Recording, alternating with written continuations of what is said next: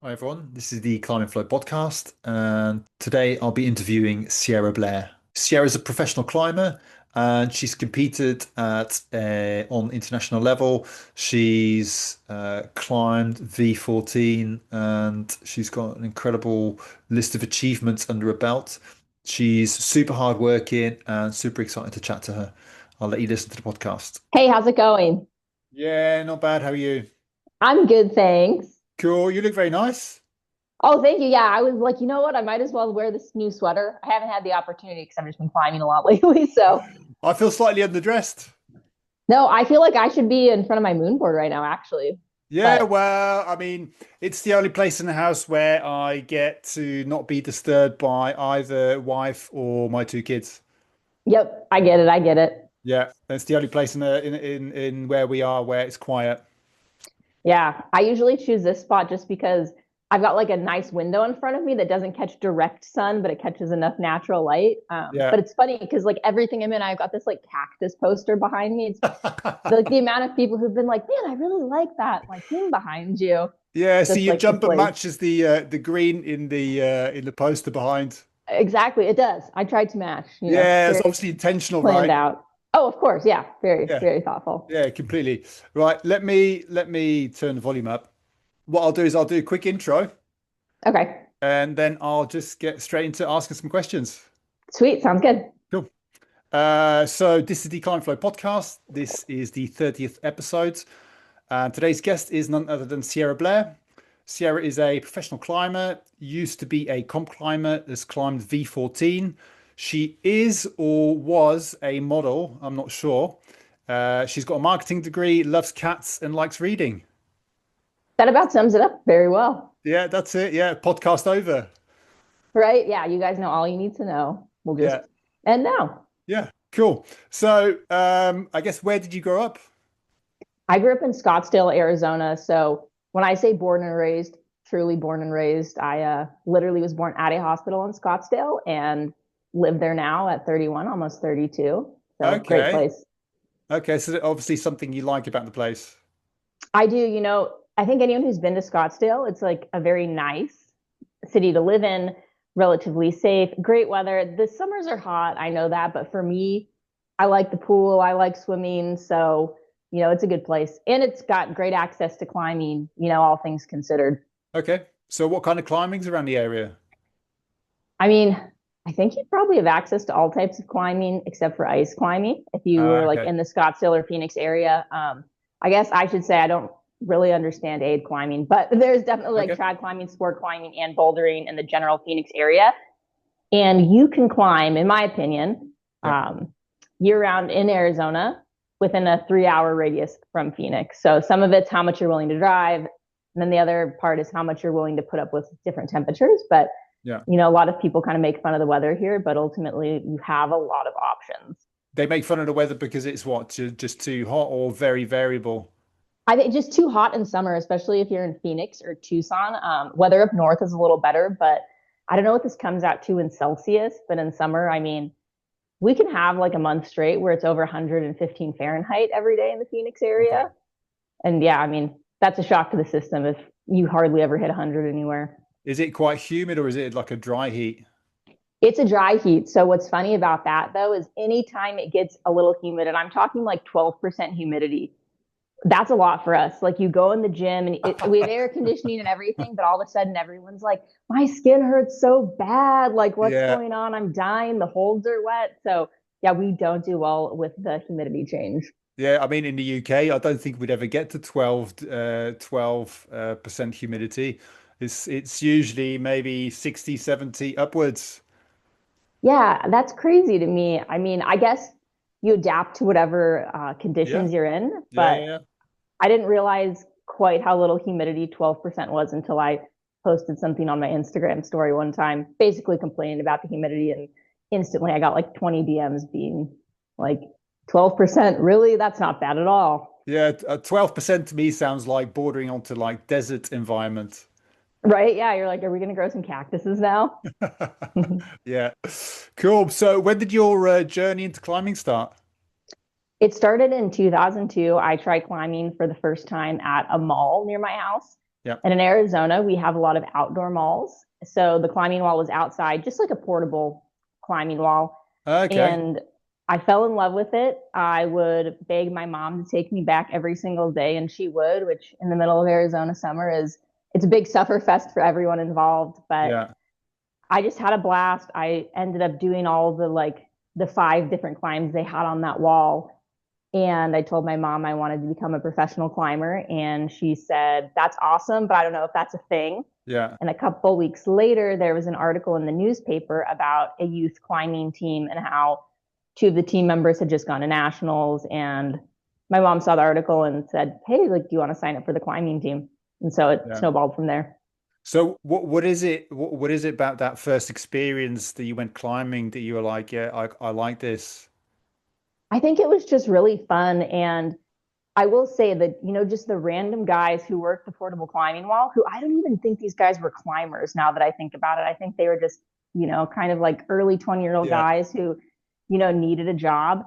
Yeah. It was, let's just say, $5 to do three climbs or something. It turned into the situation where I was there so much that it was like $5 and I could just climb and climb and climb. And they never, told me I couldn't. And, Yeah. not that we were taking advantage of it, but they really were just like, "Yeah, go for it," and were encouraging me. And then I finally did the hardest one, which is the waterfall. And so at the top, it had a bell. Yeah. And I remember just being so excited to do the waterfall and ring the bell. And yeah, it just stuck in my brain like, I want to do this as my job one day. I want to be really good at it. That's cool. So I guess these guys obviously saw I know some kind of fire in you, some excitement in you, and they kind of encouraged it. Yeah. And I think that's so important, especially when people are getting into climbing Yeah. or with kids, especially. You really, I don't know. I'm a big believer in if someone's excited on something, don't put limiters on it. Yeah. Just Yeah, let them go completely. and run. Yeah, because you don't know the effect that you may have as an individual on that person. And I guess for you, like you got excited and it's kind of it's been your I guess your job now being a Yeah, professional climber. And I think we'll never know as teachers, adults, like we'll never know the influence we have as human beings on others. Um, yeah. 100%. It's funny. I wish I could go back in time and see, like, yeah, just who the guys were that just let me climb everything and were so great about it. I remember other people in my career through time who, were encouraging and helpful, but those guys were essentially just like the random dudes who worked the climbing wall. Yeah, yeah, yeah, yeah. I mean, I think there was a young girl who started climbing at a local climbing center when she was, I think, 10, and obviously saw some natural movement in her and just encouraged it. And I had absolutely no idea what I said at the time. And Yeah, 10 years later, she was like, "Look, Kev, that one comment you made, like now she's an absolute beast." that's awesome. Yeah. Also, I totally just spilled my drink on my shirt. Do you mind if I No, just no, no, hop of over to the course. sink really Go quick? sort yourself out. Yeah, don't I worry. felt it spill, and then I looked and I was like, "Oh no, it did make on my shirt." I'll be right back. All right, no worries.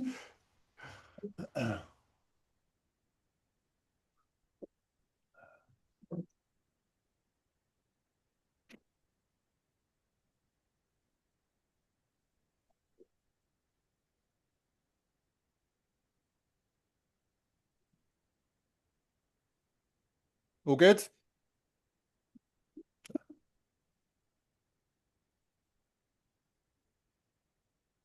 Okay, sorry about that. We are back under control Right, now. back now. So, Yeah. yeah, so you got enthused in climbing, got excited. What was Mhm. it? Were there any other sports that you did before then?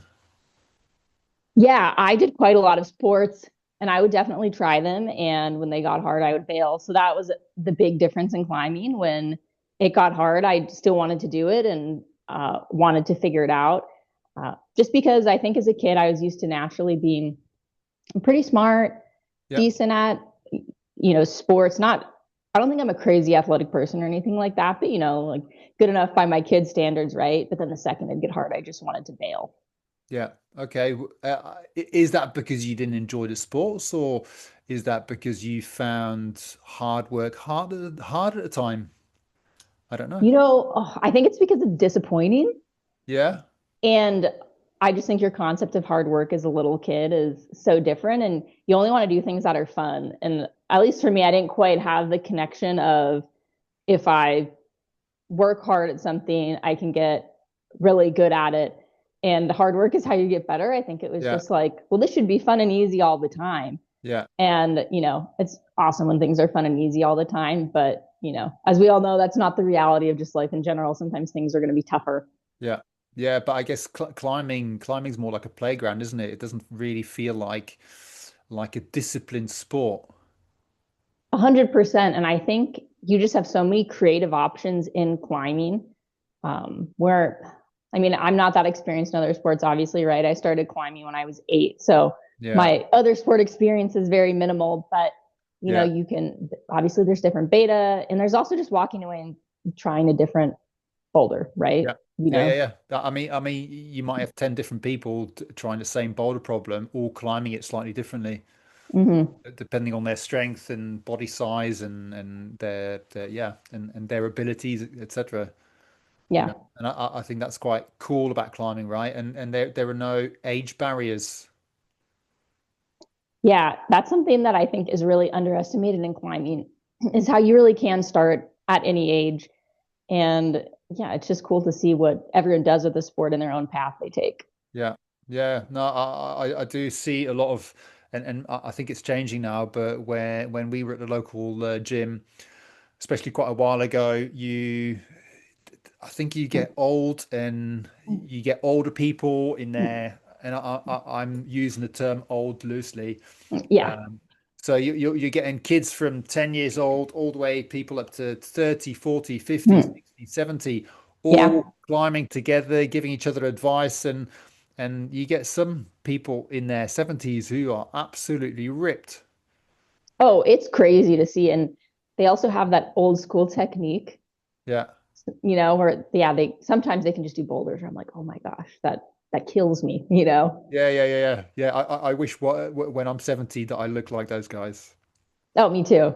Yeah, yeah. Cool. So you got into climbing and then started competing. Yeah, my first competition was 2 weeks after I joined the climbing team. And my coach at the time, he said, hey, we're having a competition at the gym. Do you want to compete in it? And in my brain, I'd only been climbing for 2 weeks. I was like, I'm allowed to do a competition. Yeah, I figured I'd have to be in it longer, but I entered it, placed third out of 3 people. And yeah, it's funny. I feel like I really was kind of like born and raised as a competitive climber. okay. Not that I didn't have access to go outdoors. And my first climbing coach, Coach Mike, was just very encouraging of whatever avenue I wanted to take in climbing. And at the time it was competition, but yeah, he'd also take me, climbing outside. Yeah, And he exposed me to a lot of great aspects of the sport. But ultimately, and I feel this way to this day, Mike was always really psyched on climbing. yeah, And I think that was, really positive to have that around. yeah, And then, yeah, I just think about it to this day. I'm like, Mike was just psyched, like he's someone who truly loves climbing. yeah, yeah, yeah, yeah. I guess that's incredible, right? So you had an incredible experience first time at the mall, and then Mike who pushed you and gave you lots of positive experiences in climbing, and I guess it's cool, isn't it? Like when you're a little kid and you're climbing with someone who is quite good and they are enthusiastic about it, that kind Yeah, of that feeds, doesn't it? it does. And I think even to this day, I mean, I don't have a coach. I really have had minimal coaching throughout my career, but even if I had a coach now, I would just respond so much better to positive encouragement and psych than negativity. Okay. I think it's so much more crucial to have positivity. Like it's really good to look at what we need to improve on, Yeah. but I mean, at the end of the day, at least for me, I just love climbing, and I love it when that's reflected in other people I get the opportunity to be around or work with. Yeah, yeah, yeah. I guess, but I think we all work differently, isn't it? I do Mm-hmm. think that positivity does help. I think it's that down to person, isn't it? I think like as children, when you're younger, I think positive affirmation works better. And I Yeah. think the thing about climbing is they get to a certain point, and I think one of the reasons why people like climbing so much is that they're working a problem, they get so far, and then they climb it again, either with advice or with a bit of more information because they figured out what they did wrong, and they get a little bit further. And every time they get a bit further, they get that positive affirmation, and then it becomes addictive, right? Little Yeah. And little hit of dopamine. I know. And it's funny sometimes when I get on climbs, you know, back in the day when I was competing more, I would be like, if I went to the gym and I did a new boulder, that was a good session, right? And then I Yeah, got my home wall. And if I could do a new move, that was a good session because the level is so much higher. And now when I'm working hard boulders outside, just the fact that I'm getting like a centimeter closer to the hold, even though I'm still, 2 inches away from sticking it, I'm like, I'm getting so much closer. I can tell it's so funny too how your perception of progress shifts as well. It's yeah, like you really start to appreciate that this progress can come in such small steps. yeah, yeah. And I guess when things become harder, right, it's a case of focusing on I guess the process. Yeah. Even a centimeter closer is a centimeter closer. Yeah, and it's funny. I think of all the little ways I'm, like, oh, I'm getting so close on this. And we had this really funny, it's not even a joke. I mean, I guess I thought it was funny when it happened, but one of the hard boulders I did, I guess it was in 2025, but I sent it in February 2025, the averager. A few months earlier when I'd been working it, there's a video of me trying the first move, which was the crux, and I come down and I'm like, oh, I almost stuck it. That was so close. And then if you like actually look and slow down the video, I'm 2 inches away from grabbing this hold. I'm not that close. And and then once I sent it, I was like going through all the footage, and it was just funny to see. I'm like, oh, I was so excited about that, and I was not that close, but it just felt so good, and I thought I was at the time. So Yeah, yeah, you got to take the wins. yeah, but I guess sometimes you got to convince yourself, right? Because I guess when you start doing hard stuff, and again, hard stuff is relevant, right? If something Yeah, feels hard, it's hard, and it doesn't matter what the grade is. But I guess sometimes you got to be super positive in the moment, especially when you're trying something over and over and over and over again, yeah. where it feels absolutely impossible when you first start it. Yeah, and that's been the one cool thing to see with projecting for me too, is coming from such a comp climber background where the majority of the time it's 5 minutes on a boulder and Yeah, get it done or don't get it done. Where with, projecting things outside, you can start and really not do any of the moves and barely, get your butt off the ground to sending it with ease, right? Because you've worked it so much. yeah, But it's weird. You go from starting it with I can't do anything. This feels impossible. These folds are so bad. These yeah, moves are so hard. To sometimes you send things and you're like, that felt about 10 grades easier than like the actual grade. Why did it feel so yeah. easy this time? Yeah, yeah, yeah, yeah. I guess it's confidence in the move, it's muscle memory, confidence in the move. And I guess if you try something long enough over a period of time, your body gets stronger in those planes of movement. Yeah. And Yeah.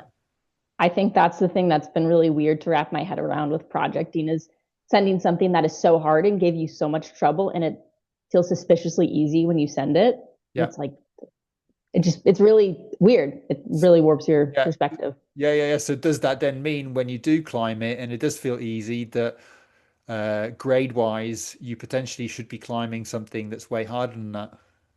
Right? I know that's a good thought. It's I look back on a lot of my hard sends and it's funny. I think probably 70 to 80% of them when I do the send, it felt pretty chill. Everything was dialed, and then the other, 20 to 30%, I'd fight for the send pretty hard on that burn, Yeah, and it felt really accurate. yeah. But it's But weird. yeah, I guess so. So is that then because when you send them and you are super relaxed because you maybe have no expectation Yeah. and then there's no pressure, and maybe you're physically recovered, um, and maybe you've got the moves more dialed and you're more relaxed. I know. It's it's always hard to know exactly what it is that tips you over the edge, Yeah. especially when you have so many factors going into, sending your project, right? Yeah.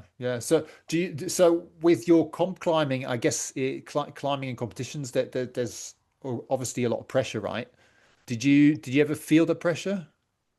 I would always get really nervous ahead of time, Okay. but once I was actually on the wall climbing, I was totally fine. And kind of what I'd always say is, yeah, I was really stressed out. It never actually affected my climbing. So Okay. that was kind of the good thing. Wish I was less stressed out. I feel like it would have been nicer for me in general, but I am glad that I was always able to just pull it together once I'm climbing. And I think it's just a lot of buildup, Yeah. a lot of training, a lot of waiting. Yeah. And then the second you're climbing, you kind of get to expel all of that energy Yeah. to, compete. Yeah. And did you enjoy climbing in front of a crowd? Does that help you? Does it not matter? It doesn't matter, I would say. Okay. Um, yeah, you're just so focused, or at least I felt like I was just so focused on doing whatever climb I was trying at the time Yeah. that, could have been zero people or hundreds or thousands behind me and it would have made just no difference. Yeah. Okay. So I don't know. I sometimes when I'm climbing, like I'm a lot of the times I like an audience Mhm. because I'll try harder than if I don't have an audience. Yeah, I know what you mean. I think I've had an interesting path with this because for the majority of my climbing career, I've more or less climbed by myself. Yeah. I'd be, training in the morning at the gym so I could lift at night, and maybe there are a couple of stragglers in the gym or the setters or whatever. And then I had a home. I have a home wall now. I had a home wall in the past too, and it Yeah. would just be me in there. But also, I competed in front of a ton of people, Yeah. so I feel like I've seen both worlds, and at least for me, in the end, it's like I have to want it to do Yeah. it. Okay. So I guess does it work better one way or the other, or it doesn't matter for you to climb alone or to climb with either friends or I guess an audience there? Like the effort you put in into the moment, does that differ? No, I don't think the effort differs. I will say it's probably more fun to climb with friends most of the Yeah. time. And I think the one thing I've learned from, being by myself so much climbing is some boulders just get figured out way faster when you have three or four people trying them. Yeah. And you can just pick up so much more. Where if it's just me, I can be working out beta for an entire session on something in the gym or outside. And, sometimes we can just get it done faster as a team. Yeah. No, completely. Yeah. Somebody might see something that you can't see, and you're trying to climb something with your own awful beta potentially. Not saying you're beta, I'm talking for Right. myself. Yeah. And sometimes you get a friend climbing something, you're like, oh, I didn't think of that. Why didn't I think of that? I know. And sometimes it'll be just the most subtle Yeah. change or the most obvious one. And it's like, oh, like they did it. Now it goes for all of us. Yeah. But do you still have a lot of people when you go climbing outside? Do you still have a lot of people that join you climbing the grades that you do? Generally, no, especially if I'm projecting something, I'm climbing it by myself most of the Yeah. time. Or my mom comes with me actually, which Okay. is very kind of her to lug pads and hang She with me. Yeah, is she a good spotter? Yeah, honestly, I don't do too many things where I need super heavy spots. If I do, it's a lot of like, can you stand on the edge of the pads and like push me back so I don't roll down the hill type of stuff. Yeah. And she honestly, she used to be a gymnastics coach, so she is a very good spotter, but Yeah. I'm just not climbing stuff that's like that sketchy for the fall. Okay. It's more like if I happen to tumble back, can you Yeah. stop this? But yeah, I mean, I do climb outside with my friends a little bit. Usually when I go out though, we're not really going to a project. We're more hitting maybe a couple of harder boulders, or they might be working on something and I'll go. I think when I go climbing outside with friends, I look at it as an opportunity to do boulders that maybe I wouldn't normally Yeah. get on. Yeah. Sometimes we do try projects for sure, but a lot of times I'm like, well, let's see what you're working on. I want to see, and like I'll give it some burns, see how it goes. Yeah. And I guess you get to hang out with friends, right? Exactly, that's the thing. It's never a Yeah. bad day with friends. Yeah, of course. I think like as an instructor, I get asked by clients, where do you like climbing the most, or what's the best climb that you've done? And I find that really hard to answer. And my answer usually is, as cheesy as it sounds, is the wherever I am with friends. Yeah. Yeah, No, I agree with that. I mean, I feel like you can be at an arguably amazing area that everyone loves and yeah, have a blast with friends. And then you can be at the okay area you're just going at because it's close to town, right? And have yeah, just as much fun. You yeah, know, a yeah, lot of yeah, it's the company surrounding you. yeah, yeah. So how long did you compete for? Let's see. So I started competing in 2002, and the last competition I've done to date was at the end of 2023. So Okay. yeah, 21-year Wow, streak. that's a long streak. Yeah, Yeah, wow. So you were competing when you were at college. I was. Yeah, that was a very tough experience. I had an academic scholarship to college, and I was took as many online classes as I could, but I was competing, doing the World Cups, and you get some professors who are really cool about it because I always was like, I will take every exam early. Like, what can I do to make this work? And then you have some professors who are like, I'm just not going to help you with anything, Yeah, you know? yeah, So it was hard to, I mean, I obviously did it, but it was really stressful to be, like training twice a day, traveling internationally, and doing school at the same time. It's certainly something I would not wish upon anybody. It's hard. okay. A lot of people do it though, that's for sure. But it was Yeah. super stressful. But you made it through, right? How did you manage all of that? Like college, training, Mhm. traveling, competing. Yeah, I was really regimented with my schedule. I would have like before each week started, I'd basically in my planner block out in like 15 to 30-minute chunks my entire day, like, wake up, breakfast, gym from this time to this time, homework, yada yada. And I generally stuck to the schedule, but that's kind of the only way I could do it just because I had so Yeah. much going on. Yeah. So you were very motivated to climb and do your studies. Yeah, and it was so funny. Multiple people told me like, why don't you just defer a semester, like give yourself a break? And all I could think was, but that's going to keep me in school longer. Like if I can just get out in 4 years, Yeah. then that'll be great. And I did. Yeah, graduated right on time and everything, and Okay. yeah, Wow. never looked back. That just shows how, I guess, driven and focused and meticulous planner you are and hard worker, right? Yeah, well, thank you. I hope so. Well, I mean, like that's a lot to manage, right? That's a lot to juggle. Yeah, To study, to study for a to study for a degree and train and compete and travel. yeah. Man, that I'll take my hat off to you. Yeah, Thanks. Yeah, because I'd imagine, I can only imagine that your mental capacity, and I guess that's why you planned, your mental capacity would have just shrunk to, I guess, just being able to focus on those little chunks that you'd planned in. yeah, it was pretty crazy. I mean, my friends would regularly make fun of me about just having like nothing else going on in my life besides school and climbing. But I think I figured it out. Like, I didn't see a movie in the theaters for like a number of years, just all this stuff where you're like, you just don't have time. And Yeah, I definitely sacrificed, I would say, like fun time to do all of this. But I'm so glad I just got it done and out of the way, yeah, honestly. I'm yeah. stressful, but glad to just like get it done in one punch.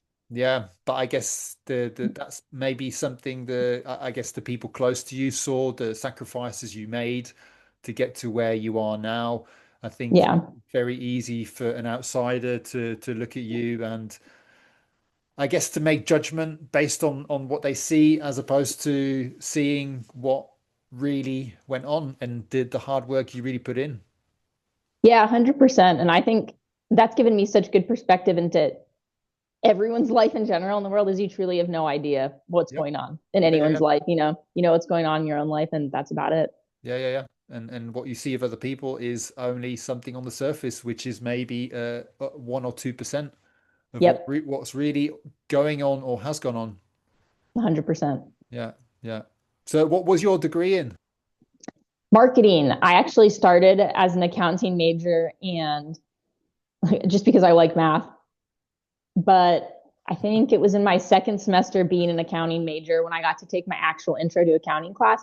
I really struggled with it. I don't know why I thought I would be fine. And it's actually the only class ever I've been afraid of failing. So I had, straight A's in high school, and I think it was the only class I didn't get an A in college either. And Okay. it was to the point where I was like, I was afraid my scholarship was going to be in jeopardy because I don't know what the grade was like, thought I was going to get a D and I needed a C. And I was like talking to my professor, like, can I do extra credit?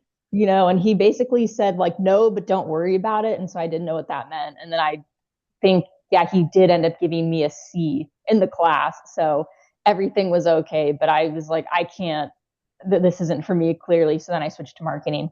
Okay. And you switched to marketing because you liked the idea of marketing or because it was easier? I think I like the idea of marketing. I definitely wanted to be a business major, but at Okay. that point, I felt like I'd been doing a lot of marketing in my climbing career, so I thought it could be applicable. And ASU at the time had a digital marketing degree, Oh, did and they? yeah, so that's what I switched into is digital marketing basically. However, when I became a senior, I was going into my last semester choosing my classes, and I needed one more specific class for my digital marketing degree that Yeah. apparently is only offered in the first semester, which I didn't know. It's not like anyone tells you this, right? Yeah, yeah, yeah. Of course not. So all of a sudden, I couldn't get into that class, and I emailed my counselor about it, and she was like, "Well, you can still graduate and walk in spring 2016 and just do the class in fall 2016." And I was like, there's no way. Like, what can we do here? And so she just said, well, we can switch you to like a general marketing degree, Okay. and you can just take another elective and it'll all work out. So I technically switched my degree twice, but it was just because I refused to do one extra class, one extra semester for the digital Uh, marketing. so you did digital marketing in 2002, 3, 4, something like that? Well, so I started college in 2012, Oh, and then sorry, in yeah, 2012. Sorry. yeah, and so 2013 is when I switched into digital marketing. And Okay, then, wow. yeah, That's, I guess that's still quite early, right? When we look at the progression of social media and digital marketing, that like I guess that was at the beginning of where we are now, right? yeah, I think so. And there's definitely some luck of being an early adopter in that Yeah, aspect on my end. Just the timing was right.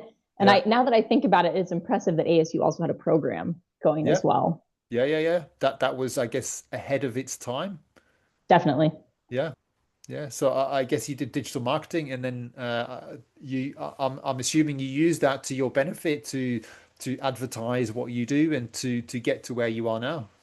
I would like to say I did, but I don't think it helped that much, No? honestly. That's the funniest thing is, and obviously I've only gone to school for one thing, right? Marketing. But I mean, you don't learn all that much. It Okay. seems like, at least it's like applicable to what you're doing in the real world. And maybe that's just because it seems like digital marketing changes so quickly. Yeah. Um, but it's funny. I was talking to my hairstylist about this Yeah. probably about a year ago. And I just want to clarify these are her words, not mine. But she said the same thing about beauty school. She was Yeah. like, you learn all this stuff. And actually, I learned way more at the salon actually doing it, Yeah. Yeah. Yeah. So Yeah. I, I, I have a theory it could be like that in quite a few careers. Yeah, I'm sure it is. Like I think hands-on you learn more, right? Yeah, Yeah, I guess you learn through trial and error. You try some things and then realize it either does or doesn't work, and then move on and then try something else exactly. until it sticks. Yeah, it's a real world experience. You really just can't match it in Yeah. anything in Yeah. life and work. So why do we need degrees? I know that's the thing, right? Yeah, I mean, I did a degree and then worked in and then moved into something and wasn't applicable or used it. I think there are I guess there are some degrees that you kind of need to do certain jobs, like being a doctor yeah, or veterinary surgeon or something like that. Yeah, but I think a lot of things that I do now and have done is through learning. and you get a book, you learn it, and yeah, I no degree for that. Yeah, it's funny. I think the story is the same with a lot of people too. It's you have a degree in something and then end up doing something totally different for Oh, your actual completely. job or but I remember, complaining to one of my friends who'd already graduated college when I was in college and he just said, "Look, part of it's just to show that you could do it. Some of it's that it's going to open some doors, but just focus on getting through." Yeah, yeah. So you were competing up until 2023. Why did you decide to stop? I still say I haven't made a hard stop, but Okay. basically what happened is I've hurt my back a number of times, and this would have been I had my fourth back injury in 2024, but my Bloody hell. third back, yeah, my third back injury in 2022. I basically had a period of 6 months where I wasn't falling on my back at all. Like I would only climb as hard as I felt comfortable in the gym. I would down climb, but I started moonboarding a lot more than I already was Yeah, because the moonboard's not that high off the ground, and I even when you're doing new boulders on the board, you still know kind of like what the moves are, like what the range of movement is, right? yeah. So I didn't fall for a period of 6 months. I did the Master Day boulder in Chile, The what? and it's the Master Day boulder. I have no idea what that is. Sorry, it's I don't know when the last year was they did it, but yeah, it's in Chile in Santiago, and I did that competition and I placed second. But the thing is, I hadn't taken any falls for 6 months going into that. And I flashed the majority of the boulders in between the rounds, but I would literally send the boulder down climb as far as I could before dropping. So they don't have down climb jugs in a competition, right? Like, Yeah, of so I'm course like not. down, yeah, Yeah, I'm down climbing like what I just competed on. yeah. And anytime I would land, I would still get that like twinge in my back. Okay. And so basically, I was really excited with how I did at that competition. It went really well, but I had this moment where I was like, I don't know how my back's going to handle continuing to compete just because the moves are so risky in Yeah. competition. They're like risky, they're uncomfortable, and I just like generally can't fall on my back. So 2023 started, and my idea was okay, well, I'm going to climb outside more. I can cherry pick boulders that I feel comfortable climbing or that are low to the ground. Yeah. So I basically just couldn't fall like on my feet, if that makes sense. Like if I fell kind of like on my back or my butt, it was fine, but it was just like the compression of my spine that was the Yeah. problem. So, went outside climbing a few times, was having a lot of fun, getting some like cool videos that I liked and just Yeah. beta videos in general. And then I went to Oak Flat with my friend Zach Levy, and he wanted to try this boulder called the Pyramid, which is a V10. And we like climbed, went to the pyramid. Zach was trying it. I wasn't even planning on trying it. And then I like got on it, almost flashed it.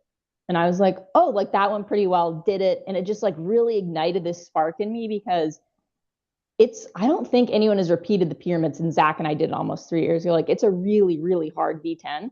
Yeah.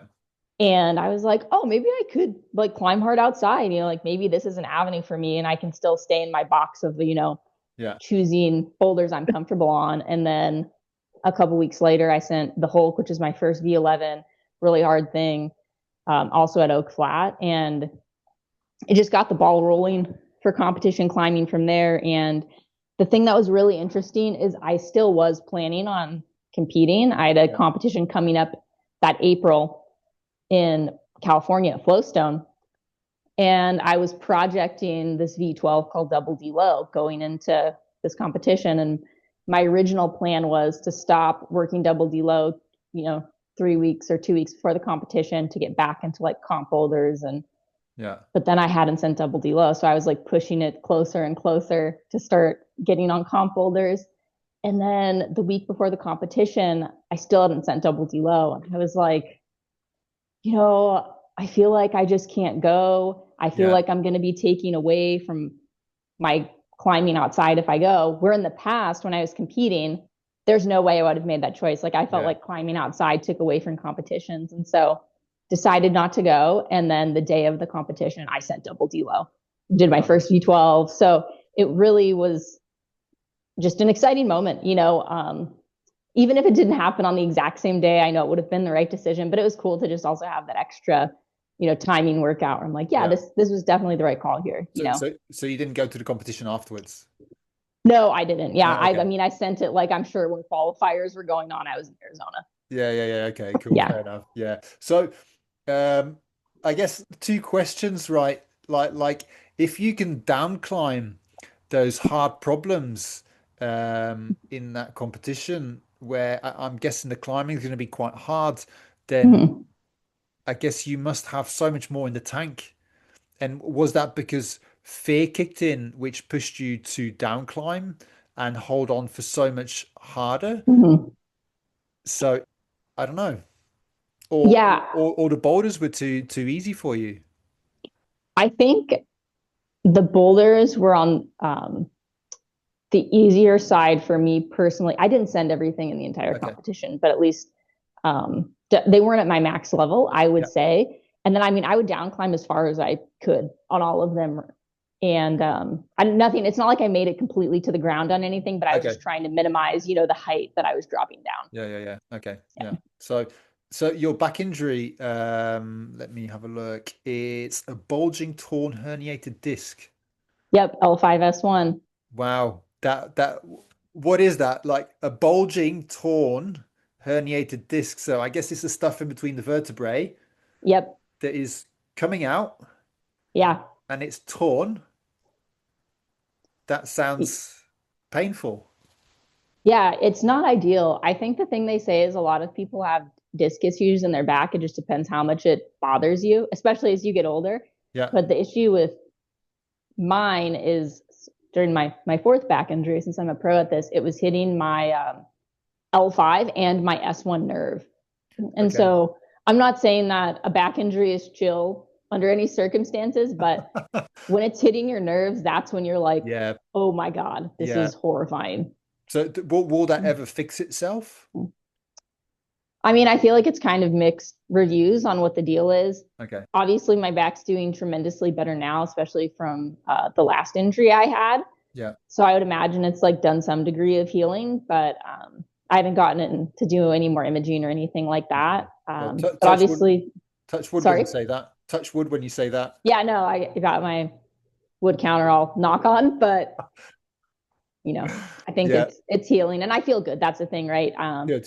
It doesn't necessarily matter what the imaging says if I feel Yeah. upright and functional. Yeah. No, I think a lot of climbers will try and find ways to, I guess, manage. I think that a lot of climbers really like climbing, and Mm-hmm. they can't manage, like including me, can't cope with maybe not climbing. Oh Because no. the amazing, I guess, the exercise and the amazing chemicals that your body produces when you Mm-hmm. do go climbing. I guess as climbers, we become very good climbing around injuries. Yeah, I think you adapt, Yeah, you yeah, figure it out. yeah. So when's the first time? So if you say your back injury, third and fourth time in 22 and 2023, when was the first time that it happened? Okay, so first was in 2010. Yeah. Um, Second was 2021, then 2022, and then 2024. Okay. So 2010, you were 16? Yep. Okay, that's quite young. Yeah, I to this day I don't know exactly what I did to cause it, but it definitely came on slowly. Where with the other ones, I can pinpoint something that happened for the second and third, and then with the fourth, it was just like going downhill for months. Yeah, I don't think it was going to get as bad as it did, but yeah, the yeah. initial one, I'm not really sure to this day.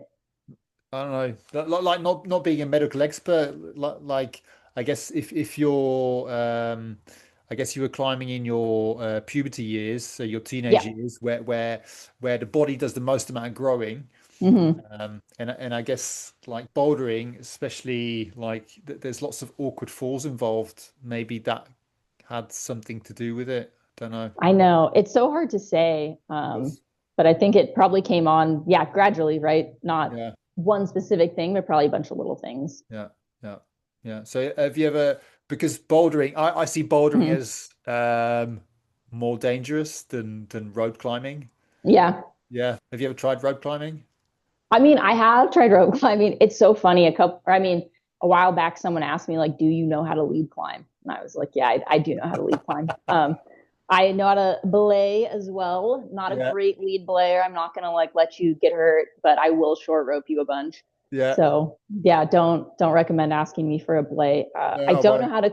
Yeah, I don't know how to clean roots though. That's the one thing. Okay. Because when I sport climbed and bouldered when I was younger, Yeah, but basically I didn't learn to clean because I was so young. Like nobody wanted the 10-year-olds to be cleaning the route, yeah. you Okay. know?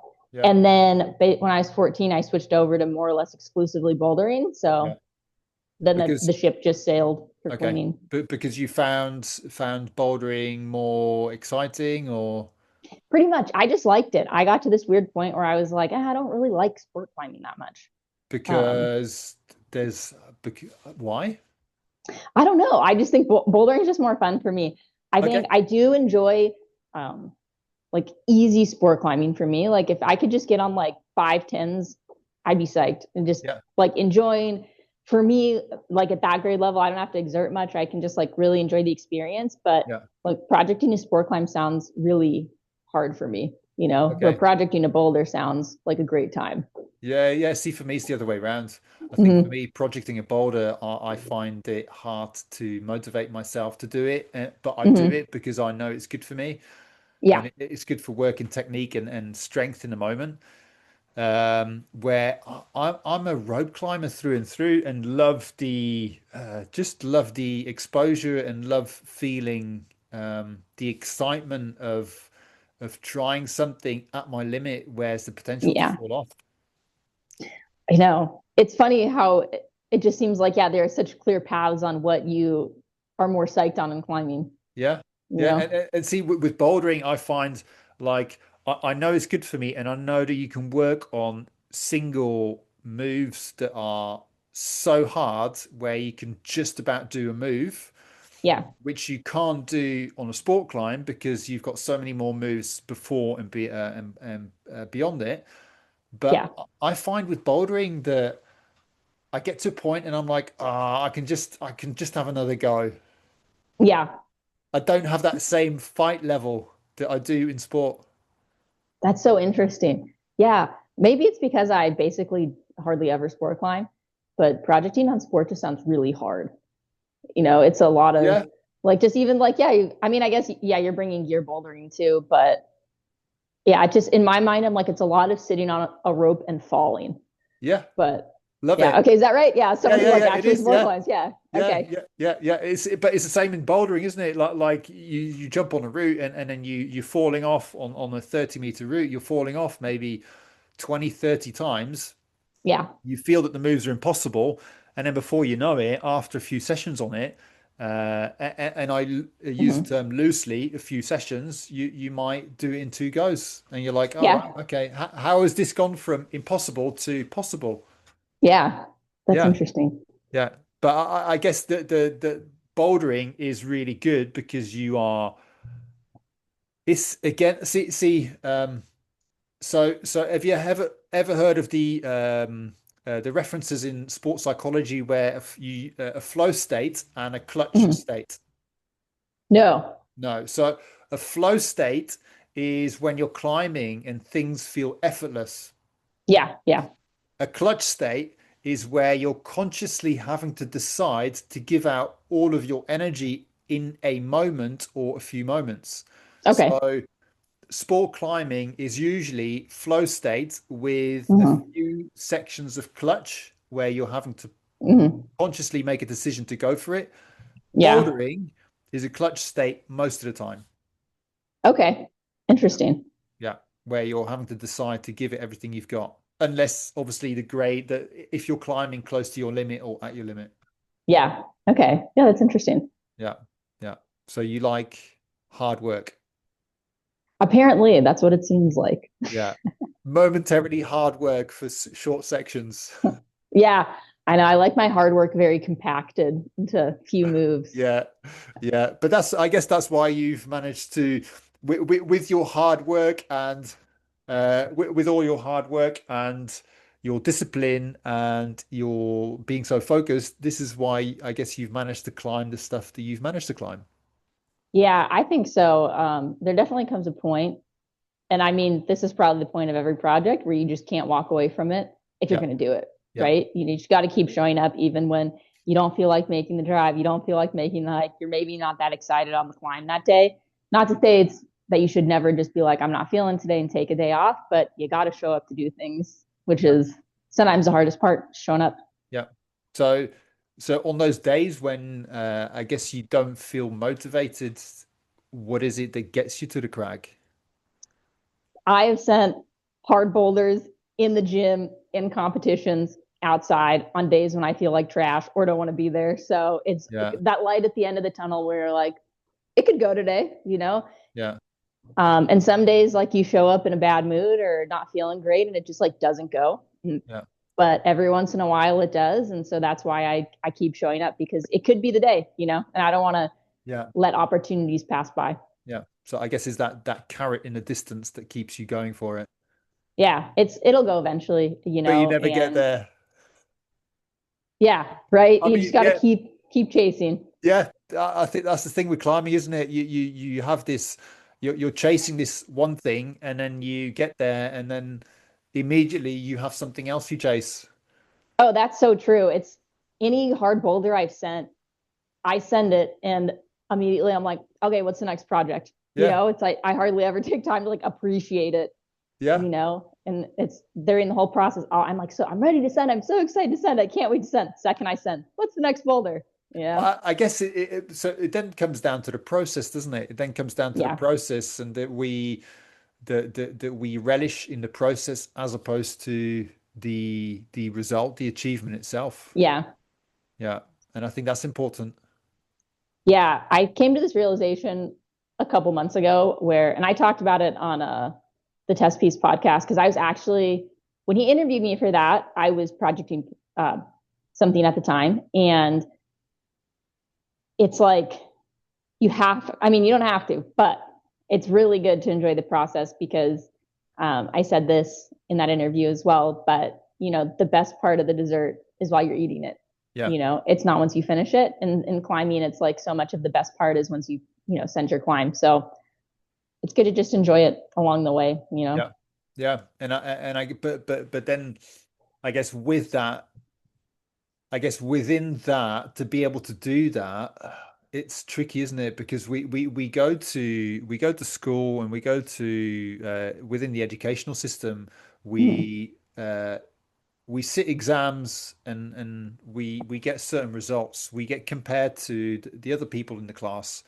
Yeah. We go to work and it's about completing and making money and achieving projects, and everything's in the world is about the end goal, and it's about getting to the top of the mountain. It's not Yep. about the process, right? And we all the achievements that like I don't know, Alex Honnold climbing El Cap, or Tommy Caldwell, what was it, free climbing the Dawn Wall with Kevin Jorgensen. Yeah. If they'd done all of that bar one move, it wouldn't be celebrated. Yeah. Yeah. And that's what we are, and then indoctrinated to believe, and then it becomes really tricky to acknowledge that we should be focusing on the process. Yeah, and I think there's a lot to be said about just enjoying life and whatever you're doing. Yeah. And you know, some parts of life are difficult, obviously, but it's what's the point of only being excited when something is done or when you've, you know, reached a goal? Yeah. Because some goals are just so far reaching, you Yeah. know, it's I So don't know. do you feel that you like it might be a bit of a personal question? Mhm. Uh, I mean, if you don't want to answer it, that's fine.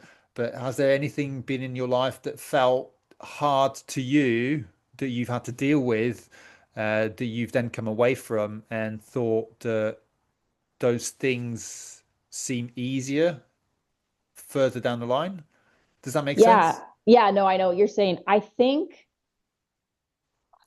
in life in general, just like any difficult situation Yeah, feels that way because number one, you get older and you have more perspective. And yeah, then also, you know, you distance yourself from situations just by time, right? Something that yeah, happened 3 years ago.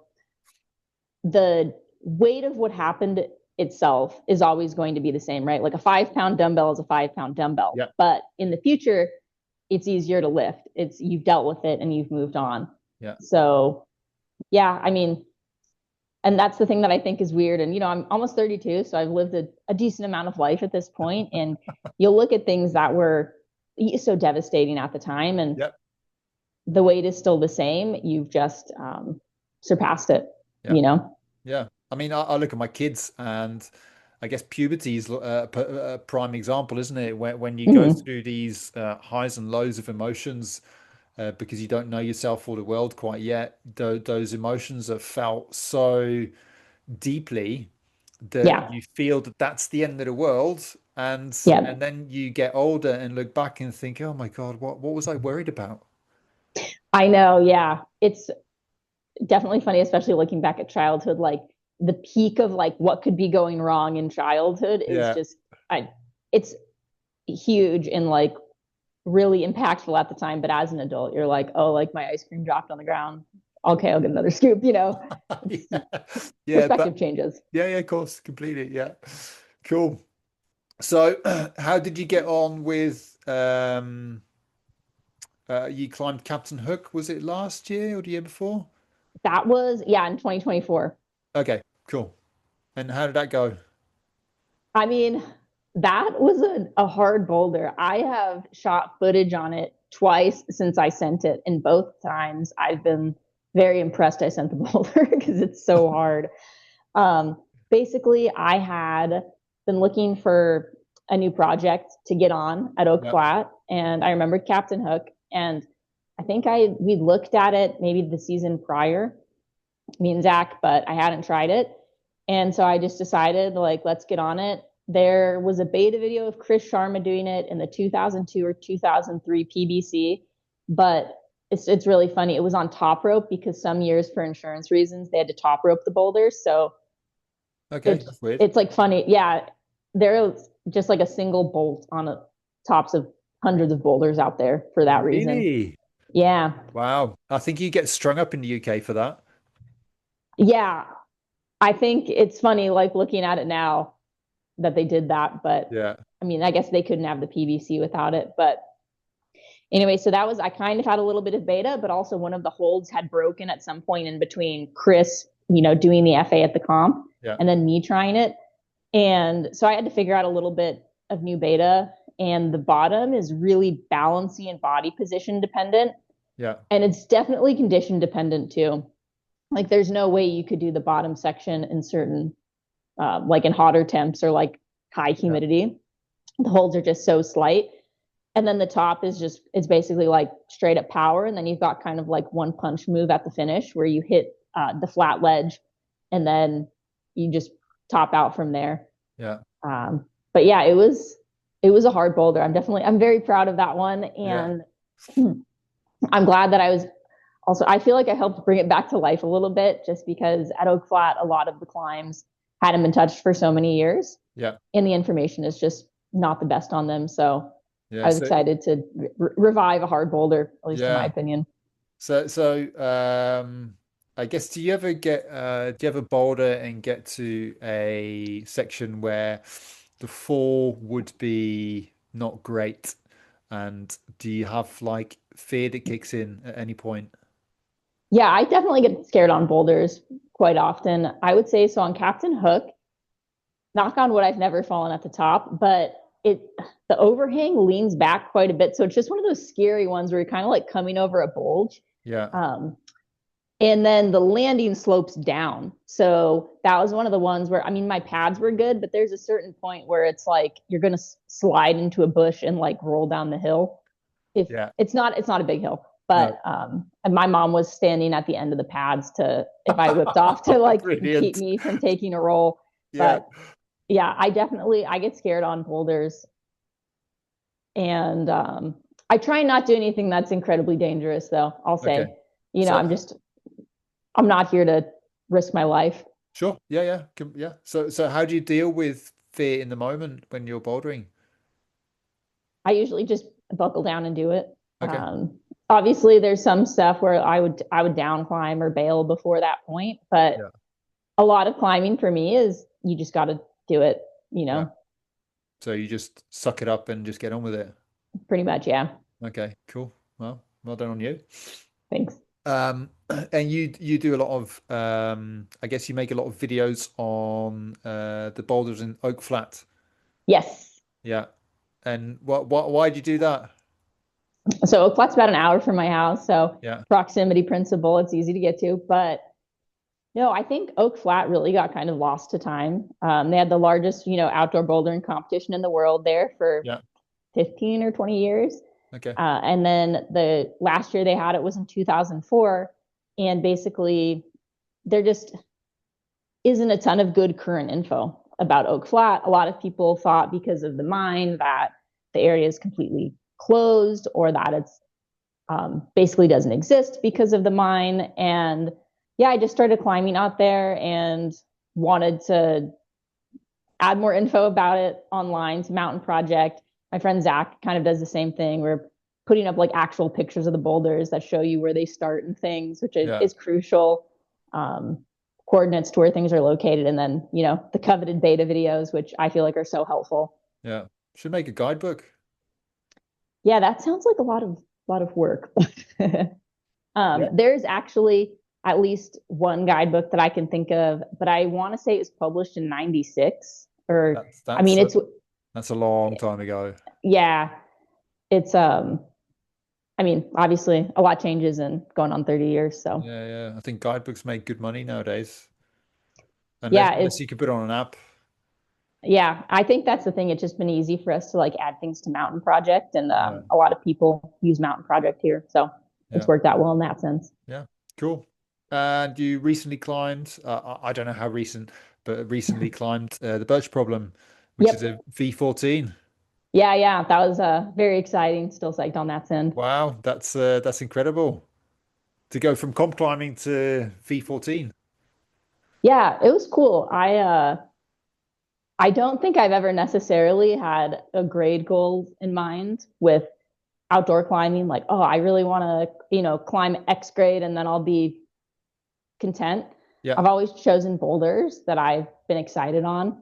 And it's funny, anyone who climbs with me or my friends know I'll kind of be like milling around looking for a project after I do one. And then all of the sudden, a boulder just bites into me. It's like I'll see it and I'll be like, this is it. Like I know this is the one I'm gonna work. So that's kind of what happened with Birch Problem. And then obviously climbing V14 is something I'm very proud of as well. Yeah, you should be. But Wow. yeah, Incredible, right? yeah. It Yeah. wasn't, yeah, I something can see like, the excitement in your eyes. yeah, it wasn't something I thought I would never do, but it also wasn't something I was like super aiming to do or gunning to do. Like Yeah. I just like climbing whatever boulder like gets under my skin essentially. See, what I find incredible in climbing is when you look at men and women competing in a lot of sports, there are obviously physical differences that allow the men to, like, if you look at the 100-meter sprint, like the times are different, right, for men and for women, Yeah. and you can see in a lot of sports like men. I say supersedes. Again, they are physically Mhm. slightly stronger in certain areas than women. I'm not saying that women aren't stronger in other areas, but climbing is one of those sports where the difference between men and women is almost nothing. Yeah, it's interesting to see too just how men and women can approach boulders differently, Yeah, and just yeah, it's impressive. that is really impressive, right? Like you've climbed V14, and I think the hardest problem, boulder problem is what is it, V17? I think there's a proposed V18 as well. Proposed, yeah. I mean, Yeah. we don't know, but that's only a few grades below, right? I'm not saying that. I Yeah. mean, it's going to be a lot harder. Yeah, but that's quite cool, Yeah. And I think, let's see, hardest female send would be V16 if I'm remembering all of my right? info Yeah, correctly. Yeah. yeah, yeah, yeah. So two more to go, two more numbers to go. Yeah. Right. It doesn't Get sound like that big of a deal. 2 grades, no, no, no. Of course not. Get on with it, Sierra. Yeah. Yeah, cool. So, one thing I did notice, was that you did a commercial for LG. Oh yeah, that was a crazy one. Yeah, so tell me about that commercial.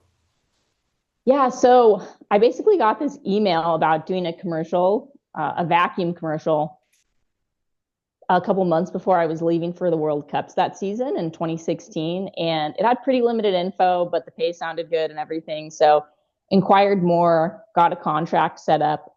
But the way it worked is I was in Switzerland, and then I went to Japan. And then after that, I was supposed to go to the World Cup in China. Right. And the LG shoot was in between the Japan and China World Cups. So when I was in Japan, someone flew in from Korea from the like agency and took my passport so I could get a work visa for Korea. So I didn't have my passport in Japan Okay. that entire week. It was just like with a random person. And obviously I got it back. But even when I went to South Korea, I had no idea what the shoot Nobody was told you going to what be. was going to happen. I knew it was a shoot about vacuums. And then it was a 2 day shoot. And like on day one, they were like, okay, they take me to this like warehouse in the middle of nowhere. And they were like, yeah, so we're going to have you climb the side of a building with the vacuums. So here's this like sheet of glass to practice on. And they had like just in the middle of the warehouse, like a full pane of glass, obviously like, supported on the sides and things like Yeah. that. But so yeah, I got to practice on that and things went fine. And then the next day I didn't climb the full skyscraper with vacuums. We shot, there was like a third floor mezzanine. So we Yeah. shot like a couple of flights above that. And then I got to go into the window washer cart, which is really scary, by the way. Yeah. Yeah. Yeah. Because like the longer the cables are on it, when you're lower on the building, like the more it like sways in the wind. And it was a windy day. Yeah. And so I was in that window washer cart with the director and then like the guy who operates the cart. And I'm the only like English speaking person. Like they both did not speak English. So I'm just like, you know, in Brilliant. there. And then, yeah, so I climbed, I think, the top 3 floors with the vacuums. And the one thing that was hard though is so the vacuums are basically hooked up to suction cups. And I think anyone who's ever put a suction cup like on a window in your house or anything, like especially if you have kids, Yeah. a suction cup does not suction to a dirty like window. Yeah. And so the outside of an all glass building, the windows are just dusty, you Yeah. know? Yeah. So that was the one thing that was really different from like when I practiced inside, it like suction no problem right away. Yeah. But outside, it was like it kind of suctioned and like slid a little. Yeah. And so it was a bit of a learning curve. But yeah, it's by far like the craziest shoot I've ever been on. So for the listeners at home, you were strapped into, was it a backpack with two handles with suction cups on each handle? And then you were climbing the outside of a glass building with those suction cups, which were attached to hoovers. Yep, exactly. And Ah. I was definitely harnessed in for all of this, by the way. So there Yeah, was, I yeah, like mean, a cable on me. And then also the vacuums are heavy too. That's the thing. Like, so the vacuums had cables on them just so it wasn't like an extra however many pounds on my back. But yeah, the thing I didn't know until like years after we did the shoot, my mom was with me and she was on top of the building so she could see like the safety that was going on. yeah, Apparently, I assumed there was like some sort of belaying system set up at the top, right? right. It was like multiple men just pulling up on the rope Oh or on the no. cable to yeah. So I was closer to my imminent doom than I realized. Oh my But God. yeah, it's just the fact that she didn't even tell me about it until years later. It's yeah, she like if you Oh talk my, to her about it, she's very much so like traumatized by it. yeah, Rightly yeah. so. I mean, So health and safety is non-existent there. at least on this shoot, it was not Yeah, up to a par. I mean, and I had no idea. I think in hindsight, I wish I would have asked and seen everything. But yeah. you go into a big shoot with a company like LG, you just assume, hey, they're gonna have safety handled top Yeah, notch. yeah, yeah, yeah, yeah. You know? They supposedly know what they're going to do, right? Yeah, exactly. So would you have done the shoot if you knew what it was going to be before you went? Yeah. Oh yeah. I Yeah. think. I mean, I'm fine with the concept and everything. I just, would have preferred Yeah. different safety setup at the top. So as a boulderer, did you not get tired after doing 5 moves? No, that's a good question. I should have, but no, no, I hung in there pretty good. Cool, cool. That was I thought that was quite a cool advert. Yeah, Yeah, very me too. cool. It was really unique and interesting. Yeah, yeah. So, you do quite a lot on social media. I think I noticed that you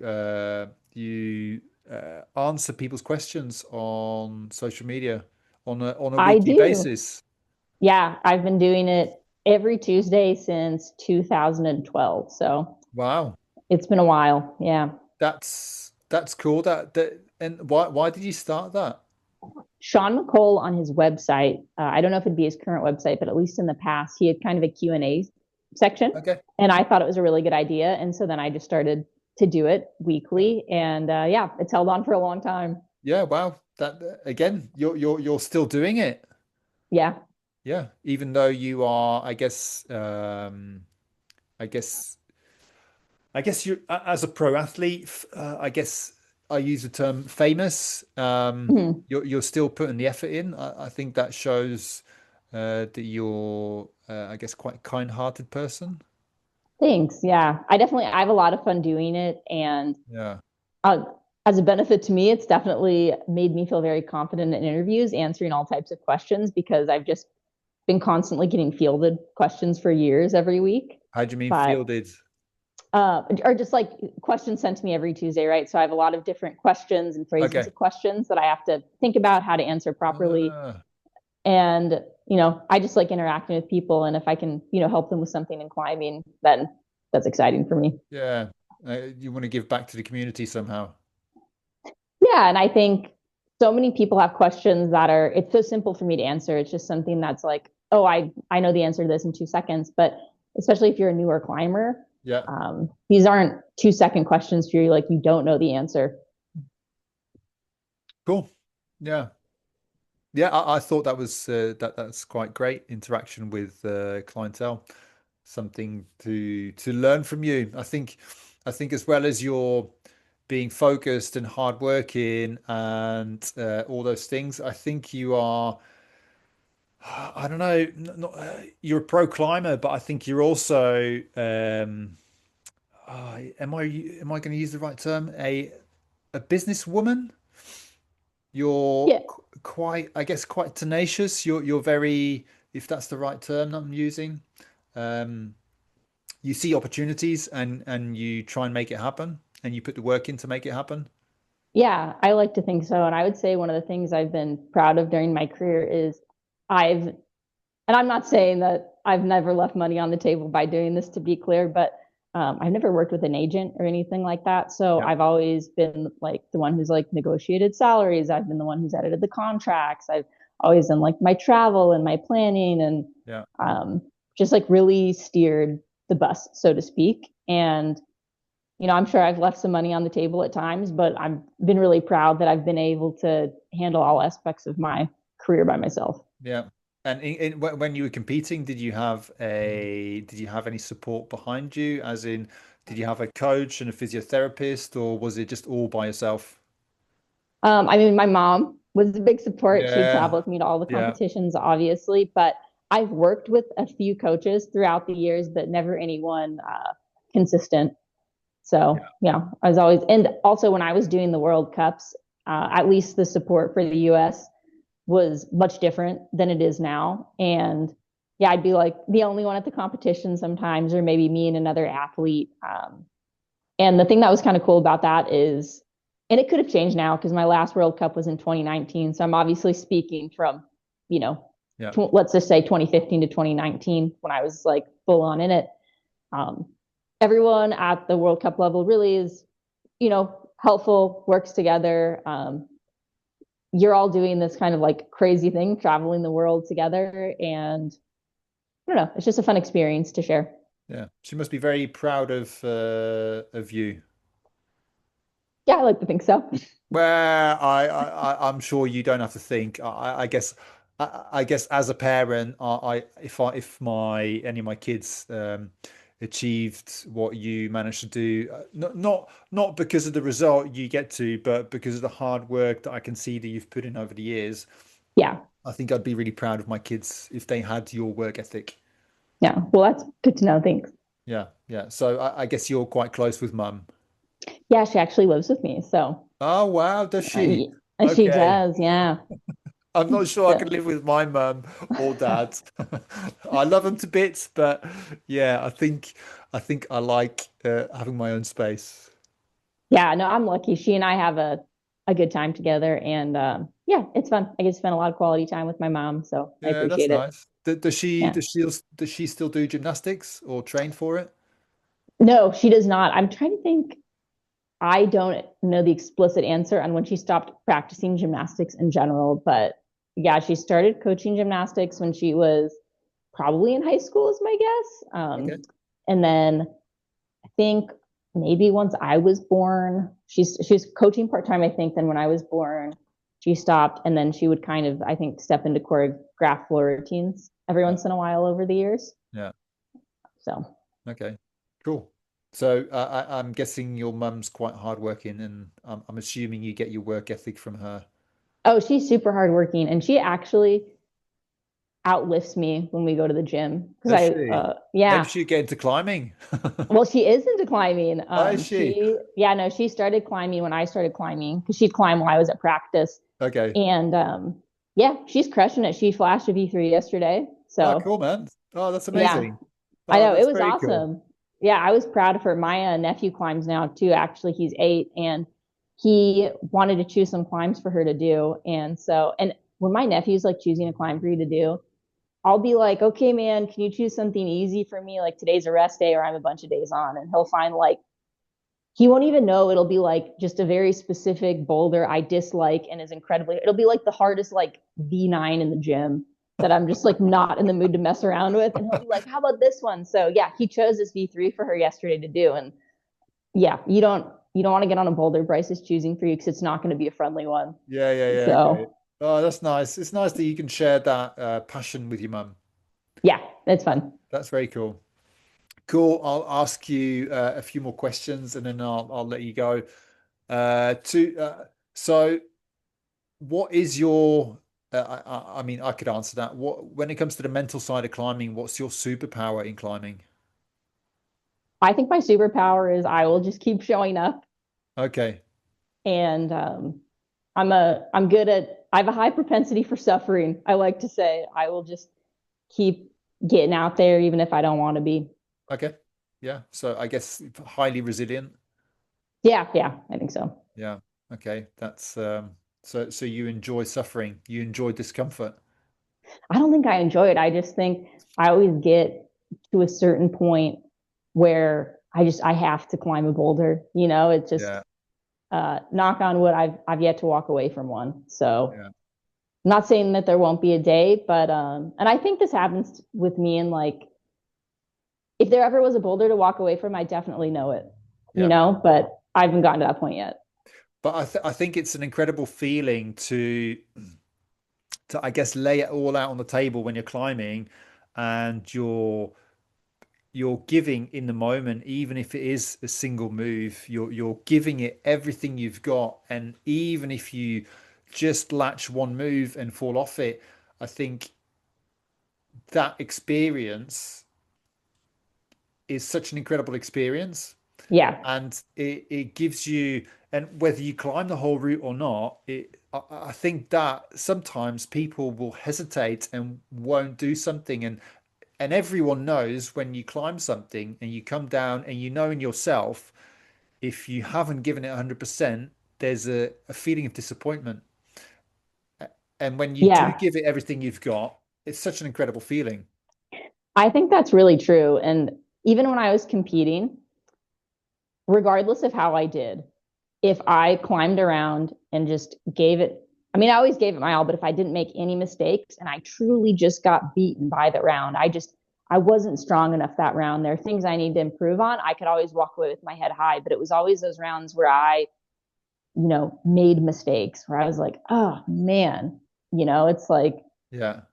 yeah. So I totally get it. It's like, you can never be ashamed of just giving it your all. Yeah. Yeah. And so what when it comes to the mental side of climbing, what's something that you feel you work on or have had to work on to get better?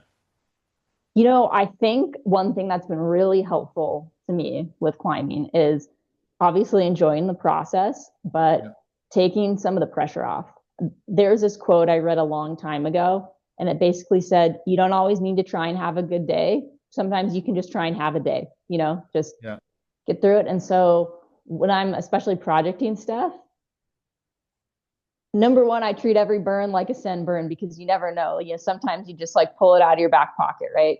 But I just try and climb. I'm just every attempt is just an opportunity to get on the climb. And so I say every burn is a send burn, right? Like I always want to send, but ultimately in my head, I just treat it like it's a climb. I'm just But climbing, you that's an know? incredible ability, right? To be able to it's a climb and deep down inside one does care and it's an incredible ability to be able to switch that off. Yeah, Yeah, because the only pressure we end up having is the pressure we put up on ourselves, right? I know that's totally true. And it's funny because it's so hard to alleviate that pressure, or it Yeah, can be, but yeah. yeah. I had a recent project that I climbed and so sport climbing project and Mm-hmm. managed to do all the moves and worked it quite a few times and I was feeling pretty good and the pressure I put myself under because I was away climbing in another country, so Mm-hmm. it was the second to last day. The pressure I put myself under, knowing that I could do all the moves, knowing that it was my last session on it, my last try, and all these things that I climbed it like shit. Yeah. Yeah. And looking back, I'm thinking, why why can't I just like some days I just climb and it just goes, and then on that day I just put too much pressure on myself. I know it's funny. The one thing I've noticed is usually after I send a big project, which is kind of what I'm doing right now, it's like I'll just go out and get on whatever my friends want to get on or, climb like easier stuff for me. Yeah. But in turn, sometimes I end up sending some kind of hard stuff because I'm just like so relaxed at that time because I've already like accomplished my goal for the season or whatever. And I'm just there like enjoying climbing, Yeah. and not being so I think it's good to be goal oriented if you want to and things you want to accomplish, but sometimes your biggest accomplishments just happen when you're like enjoying yourself. Yeah. Yeah. Yeah. Or when you're not feeling it. Exactly. Yeah. Yeah. No pressure. Yeah. Last question is Mhm. if you could ask something of I guess, another elite climber, if you could ask him any question, what question would it be? I guess I'm just always interested in what every person thinks like is the one singular thing that has helped their climbing the most because I feel Okay. like the answer is so it can vary a lot for each person. Okay. But that's how you pick up a lot of great exercises too. Is just asking other pros like, well, what do you do? What's your favorite thing to do? Then you get all these kind of like tools and tricks. Okay. Cool. I will ask the next person that Oh, awesome. and see what they say. Sierra, I really appreciate taking the time to chat. It was really, really lovely to chat. And yeah, I wish you all the best in your future ventures. Yeah, thank you so much for having me. I hope you enjoyed the podcast and listened to Sierra talk about her journey into climbing, her competition climbing and outdoor stuff. She's incredibly hardworking, very focused, super resilient person, and really enjoyed having a chat with her. If you have any suggestions on topics you'd like us to talk about or any people you'd like us to interview, please feel free to send us an email, or message us on social media. We'll see you next time.